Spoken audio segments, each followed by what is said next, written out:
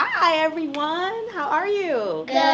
All right. Nice. I Like an love R&B group. I that. like it. In Unison. sync. Yeah. Well, my name is Lisa Moy, I'm DJ SDOT. and we are here today to talk to you about Black History Month. Are you excited? Yeah. All right. So, if you had a time machine, right, and you could travel back in time and talk to anyone famous from Black History Month, who would it be and what would you say? I would talk to Rosa Parks. Hey. Yeah, you would talk to Rosa Parks. And what would you say to Rosa Parks? I don't know. You don't know? So you just want to meet her and just look at her and say, that's Rosa Parks and I met Rosa Parks. That's cool too. Okay. Yeah. Sophia? Ruby Bridges. Ruby Bridges. And I would tell her when she moved to the new school Mm-hmm. I would say, you can do that. Hey. I love that. You would tell her that she can do it. That's And we then go. I'll just teleport back, like, bye. Bye. And what about you? Also, Ruby Bridges. Yeah. Because I want to have tea with her. Would you ask her anything? Yeah, I would say, so how's it going with the school? So how's it going with the school? Mm-hmm. Yeah. Would you tell her about your school experiences? Okay. What would you tell her about your school experience? That they accept everybody. Mm-hmm. Nice. And then I would teleport with her back to our school. You would bring her to your school? Mm-hmm. What would you show her? I would show her the drinking fountains Okay. and the playground. Playground. Nice. Would you introduce her to any of your friends? Mm-hmm. Yeah? Awesome. That would be cool because you would be showing her that everything she fought for and that challenge she had to take, like it paid off. Paid off. It was worth it. Yeah. Now Do you we think get to she would be benefit. surprised? Mm-hmm. Like, would she be surprised at your school? Mm-hmm. Yeah? I think so too. I think she'd be happy. Mm-hmm. Yeah. Who is the coolest person that you learned about during Black History Month? And what makes them awesome? Oh, I love this. Okay. Ooh, I think you had your hand up first, Sophia. So you. Rosa Parks and Martin Luther King. Okay, what makes Nice. Rosa Parks and Martin Luther King so awesome? They stood up for themselves. They stood up for themselves? They did. Awesome. They did. I love that. Emma? Ruby Bridges. Ruby Ruby Bridges. Bridges. And what makes Ruby Bridges so awesome to you? She is standing up. Even though people threw things at her, but she's still standing up no matter what. That's right. You know what's cool about Ruby Bridges? We have a painting of Ruby Bridges like in our home. Mm-hmm. So sometimes in life, like we may do things that feel overwhelming. Yeah. So we look at that picture to remind ourselves of how brave and cool Ruby Bridges was, and if she can overcome, what it took to be one of the first to go into the integrated schools, we can do anything as well. Absolutely. So I love that you said Ruby Bridges. So why do you think learning about Black history is such a big deal in school? I feel like it's important because people, they need to hear our past. And I feel like if it's not talked about, they just will always just think about the things that they have just the base knowledge on and just, this happened, just slavery, that's it. Yeah. Y'all are free, that's it. When learning about Black history, does it provoke any emotions, whether it's pride or sadness or anything at all? I feel like for me, it's just like, okay, that's pretty, I never knew that. It was really educational for me to learn that. But I feel like for people around, I feel like they can get pretty uncomfortable learning about that type of stuff. Yeah. When you say people around, what are you referring to? I think more so white people, they get pretty uncomfortable when hearing about that stuff. Back in elementary school, whenever you learn about anything, including Black history, they just all stare at you. They just all just stare at you. Like everybody would just stare at me and just like just smile at me. I'm like, okay. What is something that you've learned about in Black history that you will be like, I could do it?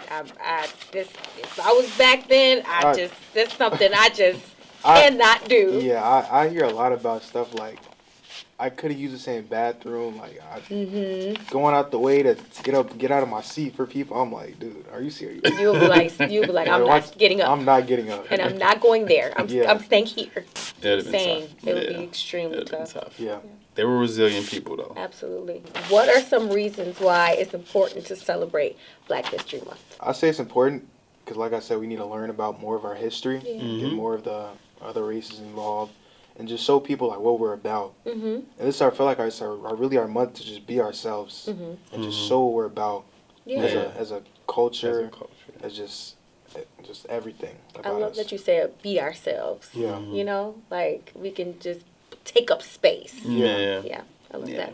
So historically, we've had oppressors holding us back and making it almost impossible for us to do whatever we want to do. But people like Kamala and people like Barack Obama, Serena Williams changing the tennis game, Eric Thomas, I don't know if you're familiar with him, but he's like the biggest motivational speaker in the U.S., Oprah Winfrey, billionaire, media mogul. Do you feel like there are still restraints in America that's holding us back, or do you feel like there's no limit to what you can do? I feel like there's definitely restraints like in everything we do. Yeah. Like it's not obviously like on purpose most of the time, but I feel like we're always going to be looked at in that shade of just we're people of color, and just it's always going to be there, and we're just going to have to deal with it and live with it. How do you combat that? Like people trying to hold you back or feeling like someone is trying to hold you back. How do you combat that and overcome that? For me, Yeah. I just gotta look at it like, okay, this is your life. You're gonna have to just work 2 times harder than everybody else. So Okay. I know a lot of people like they see this like, oh my gosh, I'm so just defenseless. I'm always just in this light. I'm just gonna sit here. I'm gonna sit here and be a victim. Like no, like don't be a victim. Just live with it. Okay. Just work 2 times harder than you have to. Because it's not fair, but you got to do what you got to do. You gotta do what you To gotta accomplish what you got to accomplish, right? Yep.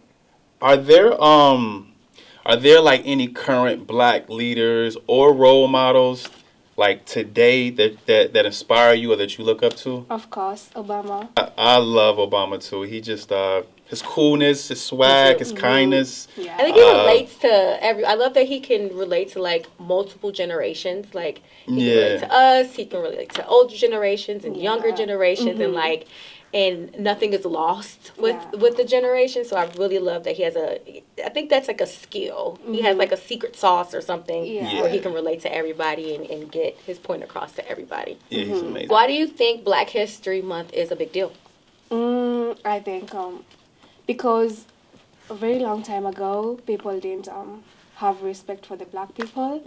But when time's going by, the more we engage with other people, the more we socialize with other people, the more we connect to each other. And I love when people are peaceful with each other, you know? Yeah. Me too. Me too. Me too. I Me do too. too. You know, Ruby Bridges was like 6 years old when she became one of the first students to go into the integrated school systems. And to me, like that had to be like nerve-wracking being one of the first black kids to go to like a all-white school, you know? Yeah. Is there anything that you've done thus far that just took courage? Okay, coming to the United States. Yeah. Because at first I thought maybe people are going to bully me because I'm the only black person here. But when I came here, I was like, whoa, this school holds like diverse cultures, like Asians, Mexicans, black people, Africans, everyone. I was so happy I wasn't the only one.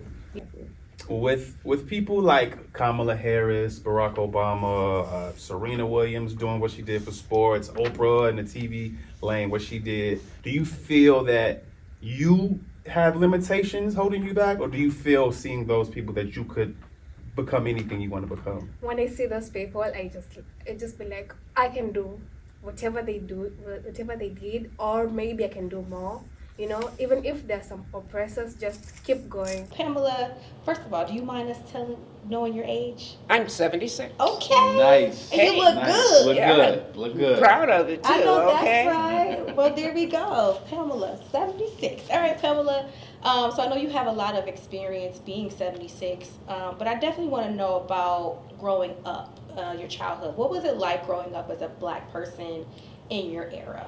In my area, in my neighborhood, it was, I grew up in the factory area, okay, Farmall, John Deere, and racism was alive and well.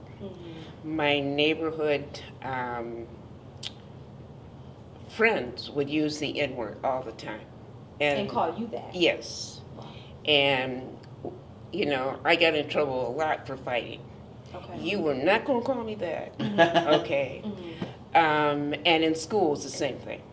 All through school. And the worst experience in school that I had was in senior high.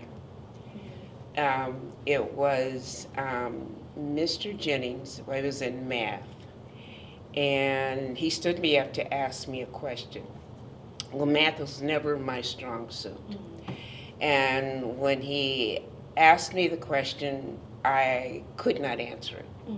And he said to the class, see, I told you, black folks would never amount to anything. Oh, wow.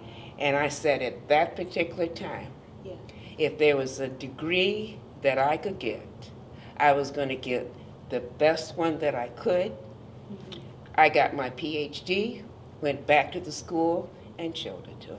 I know that's right. So would you say that was your motivation to be Yes, excellent? that was my motivation. I was not going to have somebody tell me that again. Is it? I know artists. I love music. I'm a DJ, so I know it seems that artists from back in the day really created music that was the soundtrack of what was going on back then. Is there any like certain songs or certain artists that really capture what was going on for you back then? James Brown, say it loud, I'm black and I'm proud. Hey. Okay, that's the first. Yes. Yeah, no, he laid the foundation. Nice. He said, rise up and don't, you know, stand on what your ancestors have given you. And that's your history. Were there any like black figures back in the day that you like just admired and looked up to? I had the opportunity to meet Angela Davis personally. Wow. Okay. She was coming down and I was standing there and I had my head down. She just stood there. And I looking around and wondering, why aren't we moving? And I looked up and she said, don't you ever hold your head down.